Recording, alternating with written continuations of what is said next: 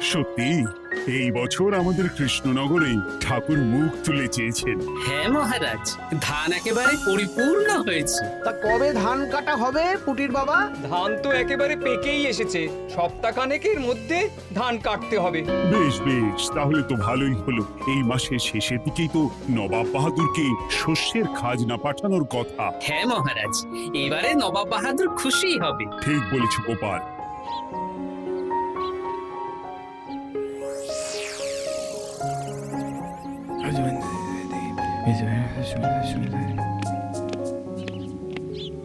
প্রণাম খাম্বাজরাজ। ওই তো কৃষ্ণনগরের মন্ত্রী চলে এসেছে। ও, এর কথাই তুমি বলেছিলে? হ্যাঁ, ওই রাজ্যের সব খবরাখবর আমায় দেয়। ইনি কে? ইনি হলেন জমিদার কেশকান্ত বর্মন, আমার রাজ্যেরই দক্ষিণ পশ্চিম গ্রামের জমিদার, আমার প্রিয় বন্ধু। নামটা বেশ অন্যরকম, কেশকান্ত। আসলে ওদের বংশ পরম্পরায় সকলের উন্নত ঘন কেশ আছে, তাই ওদের পরিবারের সবারও নামে একটা করে কেশ আছে। আমি খাম্বাজ রাজের সুমিত্র এবং সুপরামর্শদাতা। কিছুদিন আগে আমার মাথায় খুব খুশকি হচ্ছিল, মাথার চুল পাতলা হয়ে আসছিল। কিন্তু আমার পরামর্শে একটা তেল মাখতেই মহারাজের মাথার চুল এখন ঘন হয়ে উঠেছে, আর কোনো সমস্যা নেই। বাবা বাবা, ভালো ভালো ভালো। এবার তাহলে কাজের কথাটা বলে দিন। এবারে তো শুনলাম তোমাদের রাজ্যে অনেক ধান উৎপাদন হয়েছে, তাই স্বাভাবিকভাবে নবাব বাহাদুরের কাছে রাজস্ব অনেক বেশি দেবে, কি তাই তো? হ্যাঁ, এবারে রাজস্ব দানে কৃষ্ণনগরই প্রথম হবে। না, তা হবে না।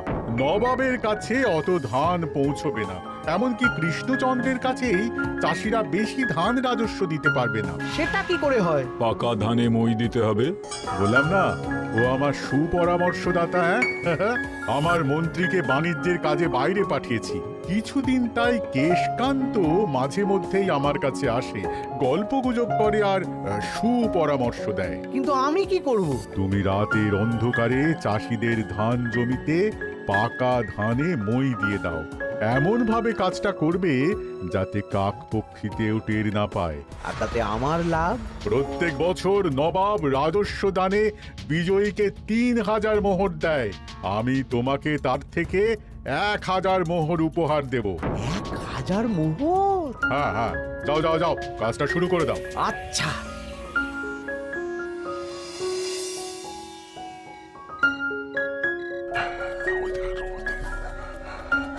তাহলে আর দেরি কেন? মন্ত্রীমশাই কথা মতো কাজ শুরু কর। হ্যাঁ, চল।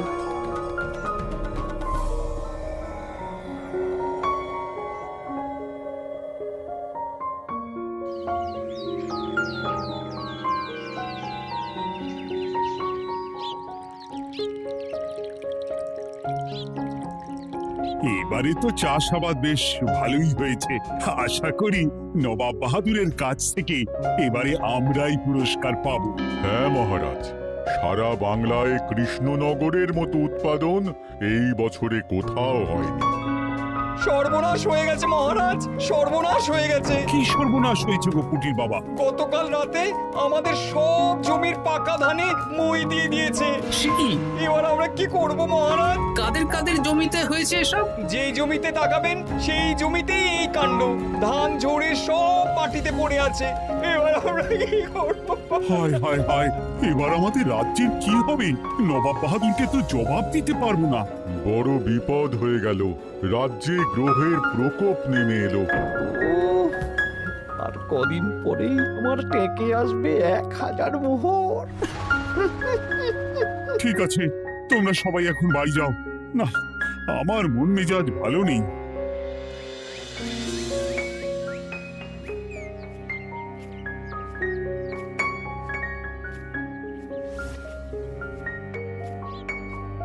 ওগো, তুমি শুনেছো কি হয়েছে? পুটির মা হাউ হাউ করে কাঁদছিল গো। হ্যাঁ গিন্নি, পুটির বাবা কয়েকজন চাষি ভাইদের নিয়ে রাজসভায় এসেছিল।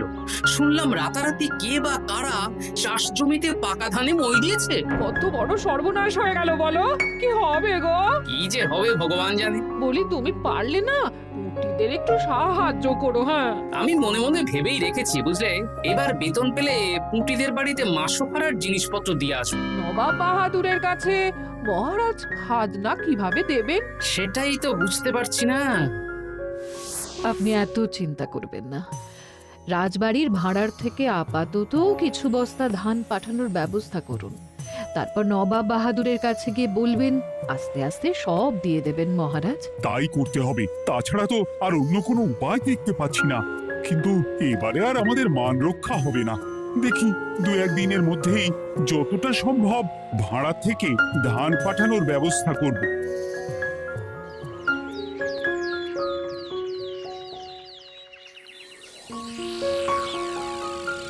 এই বছর 10,000 বস্তা ধান রাজস্ব এসেছে খাম্বাজ রাজ্য থেকে, 7,000 বস্তা ধান এসেছে বর্ধমান রাজ্য থেকে, আর মাত্র 100 বস্তা এসেছে কৃষ্ণনগর থেকে। তাই এই বছরের বিজয়ী রাজ্য হচ্ছে খাম্বাজ রাজ্য। খাম্বাজ রাজ্যের রাজার হাতে 3,000 মোহর উপহার হিসেবে তুলে দিচ্ছেন। আর কৃষ্ণচন্দ্র, তোমার রাজ্যের এরকম হাল কেন? এবারে আমাদের সমস্ত রাজ্যের পাকা ধানে কেউ বা কারা মই দিয়ে দিয়েছে। সেসব তোমার মাথা ব্যথা, আমার ধান কোথায়?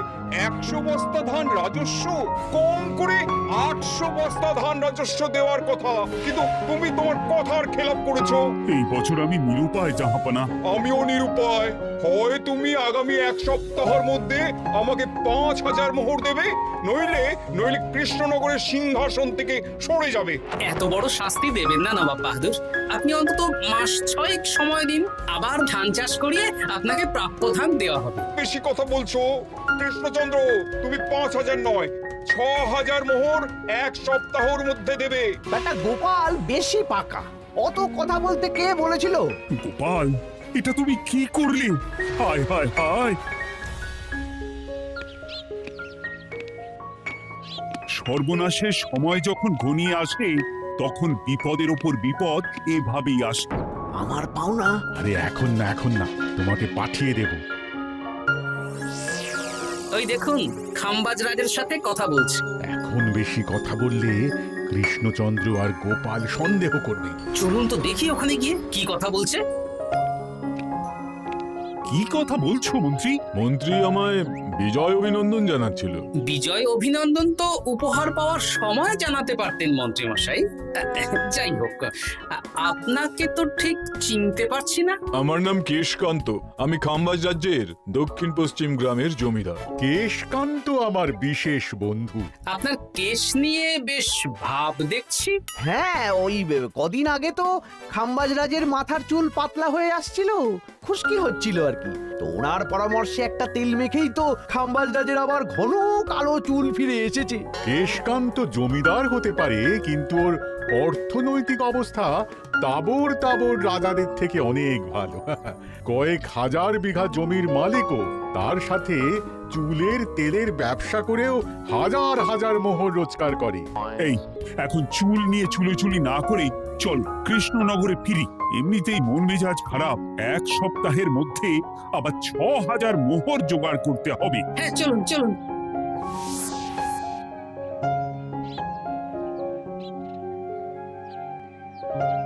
আচ্ছা মন্ত্রীমশাই, আপনি এই কেশকান্ত জমিদারের ব্যাপারে এত কিছু জানলেন কি করে? ওনার সাথে তো আমাদের আজই প্রথম দেখা। হাওয়ায় কত খবরই ভেসে আসে, সেরকম আমার কানেও এসেছিল। এসব বাদ দাও। গোপাল, মন্ত্রী, দুজনেই ভাবনা চিন্তা করো কিভাবে 6,000 মোহর জোগাড় হবে। পাকা ধানে মই পড়লো, এখন আবার এত বড় বোঝা। আমার কাছেও মহারাজ বেশি অর্থ নেই, সব মিলিয়ে মিশিয়ে ওই 150 থেকে 200 মোহর মতো আছে বাড়িতে। যদি বেশি থাকতো আমি আপনাকে নিশ্চয়ই সাহায্য করতাম মহারাজ। তাও করতেন কিনা সন্দেহ। তুমি চুপ করো। মন্ত্রীমশাই ওই লোকটাকে জানলো কি করে? এই লোকটাকে তো আগে দেখারই কথা না। না, ব্যাপারটা নিয়ে ভাবতে হবে। চলুন চলুন।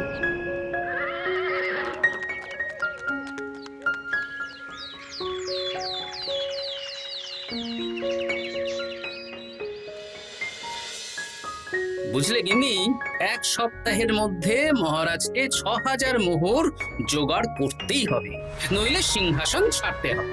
এখন কিন্তু আমাদের উচিত মহারাজের পাশে দাঁড়ানো। কিছু ভেবেছো কি? আপাতত আমার বিয়েতে পাওয়া আংটি বন্ধক রাখবো, আর তুমি যদি হ্যাঁ হ্যাঁ, আমার যে দুটো গয়নাগাটি আছে ওগুলো বন্ধক রাখো, পরে আস্তে আস্তে ছাড়িয়ে নেবো খন। দেখি বাকি সভাসদদেরকেও বলবো, যে যতটা পারে, তারপর ভগবানই ভরসা।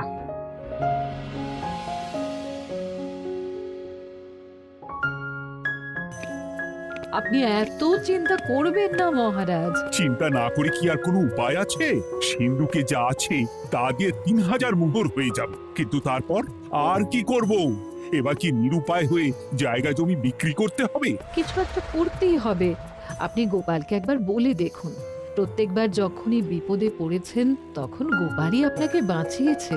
দেখি আগামীকাল রাজসভা শুরু হওয়ার আগে গোপালের সাথে ব্যাপারটা নিয়ে আলোচনা করব।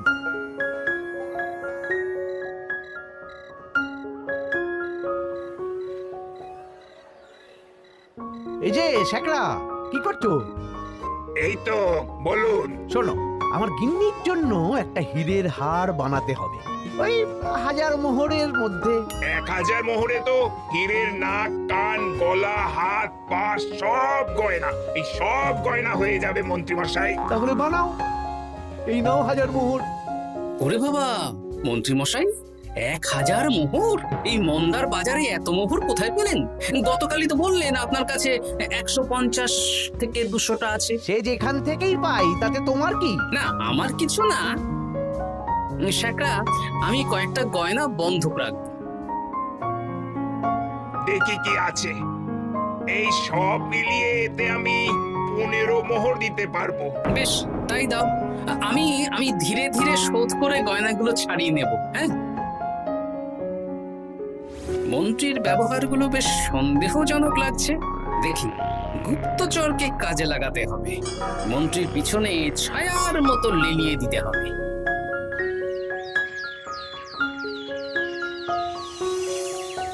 মহারাজ, আমি চেষ্টা করছি আপনার এই মোহর কিভাবে জোগাড় করা যায়, আপ্রাণ চেষ্টা করছি। দেখো বা, আমি 3000 মোহর পারবো, কিন্তু তার বেশি হলে জায়গা জমি বেচতে হবে, হাতে যে বেশি দিন সময়ও নেই।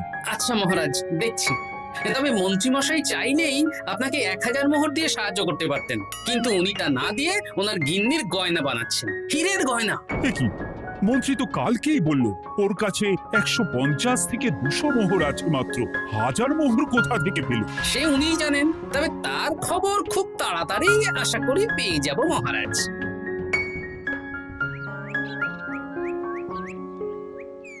কাজটা একদম ঠিক করলেন না মন্ত্রীমশাই। আপনার কথা শুনে আমরা সবার জমির পাকা ধানে মই দিলাম, কিন্তু আমরা একটা পয়সা পেলাম না।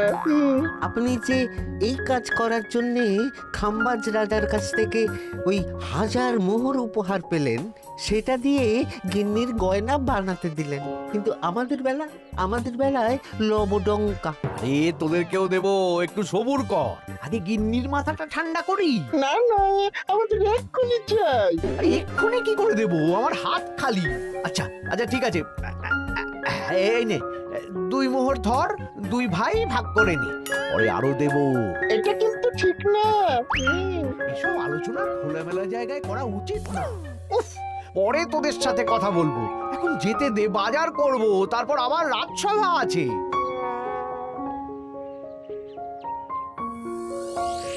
আচ্ছা, এই ব্যাপারটা মহারাজকে আর গোপাল দাদাকে জানাতে হবে।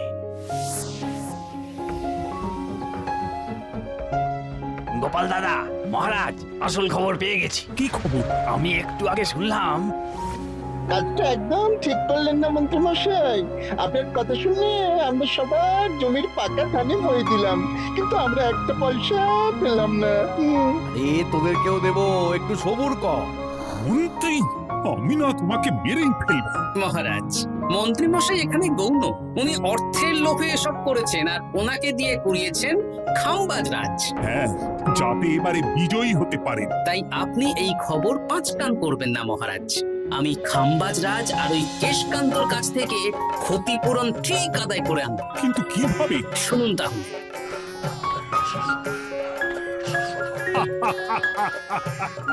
দারুণ বুদ্ধি। তাহলে এখন আসি মহারাজ, কাউকে কিচ্ছু বলার দরকার নেই। আপনি শুধু আগামীকাল সন্ধেবেলা খাম্বাজ রাজের দরবারে চলে আসুন, পারলে নবাব বাহাদুরকেও সঙ্গে করে নিয়ে আসুন। হ্যাঁ,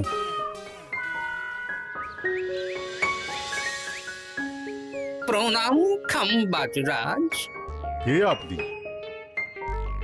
আমি হতাশ রঞ্জন, পশ্চিমে থাকি। কি চাই বলুন? কিছু চাই না, তবে একটা কথা শুনলাম তাই বলতে এলাম। কি কথা? আমি শুনলাম মহারাজ আপনার মাথার চুলগুলো সব নকল। আমার এত সুন্দর চুল সব নকল? ফাজলামো হচ্ছে। আমি যদি প্রমাণ করে দিই আপনার চুল নকল, তাহলে কি? তাহলে আপনি আমাকে 100 মোহর দেবেন, আর প্রমাণ না করতে পারলে আমি আপনাকে 100 মোহর দেব। বেশ, দেখো, এক্ষুনি দেখো, আমারই তো 100 মোহর লাভ হবে। এখন না, এখন না, আজ সন্ধেবেলায়। বেশ বেশ, তখনই এসো। এবারে জমিদার কেশকান্তর বাড়ি যেতে হবে।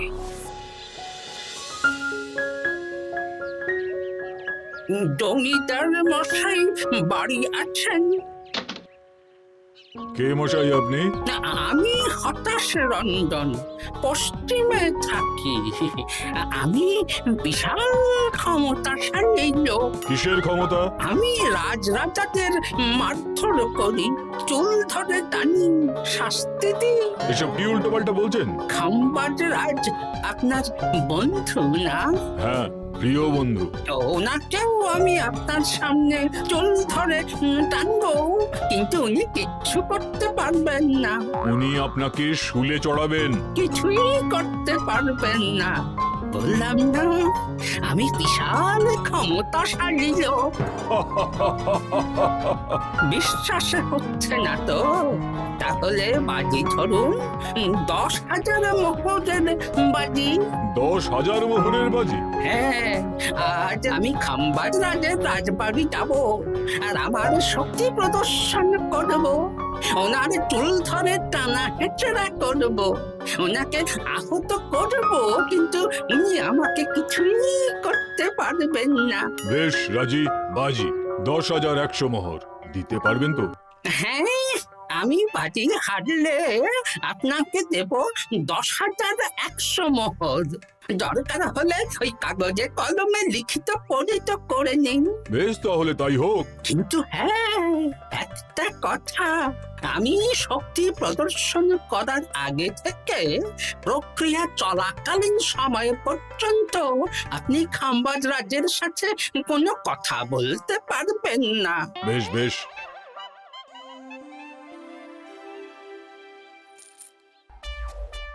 তাহলে শুরু করি। শুরু করো। এবার আমি প্রমাণ করেই ছাড়বো।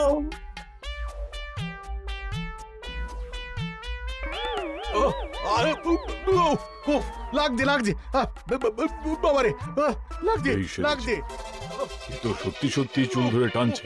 লাগছে লাগছে, বাবারে, বাবা। ওরে বাবা রে বাবা, কি শক্ত! এ কি, খাম্বাজরাজ কিছুই তো বলছেন না, তাহলে কি আমি হেরে গেলাম?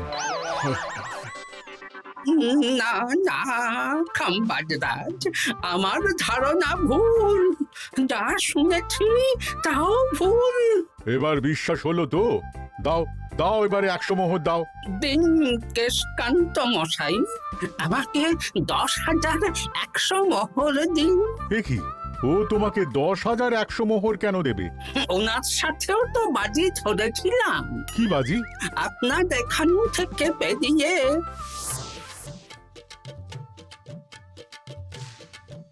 এবারে দিন তো দেখি, সব কাগজ কলমে লেখা আছে। এই নাও। হায় হায় হায় হায়। সাবাস গোপাল, সাবাস, তুমি আমার মুখ রক্ষা করেছো। গোপাল, কৃষ্ণচন্দ্র, নবাব বাহাদুর, আপনারা? হ্যাঁ, আমি গোপাল। এটা ছাড়া আর কোনো উপায় ছিল না খাম্বাজরাজ। আপনি আমাদের মন্ত্রীর মাথা খেয়ে যে জঘন্য কাজটা করিয়েছেন সেটা তো আর প্রমাণ করতে পারতাম না, তাই ছলে বলে কৌশলে আপনার প্রিয় বন্ধুর কাছ থেকে আদায় করে নিলাম।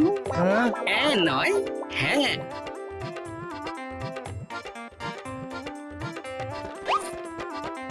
এই নিন মহারাজ।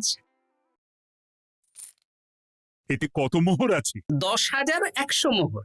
এর থেকে 100 খাম্বাজরাজকে দিন, 6,000 নবাব বাহাদুরকে, আর বাকিটা আপনার কাছে রাখুন। এত ধান নষ্ট হলো। কৃষ্ণচন্দ্র আমাকে সবটা বলেছে, আর ওর মন্ত্রীকেও নিয়ে এসেছি। ধোলাই খেয়েই সব বলে দিয়েছে। এই কে আছো? কৃষ্ণনগরে মন্ত্রীকে নিয়ে এসো।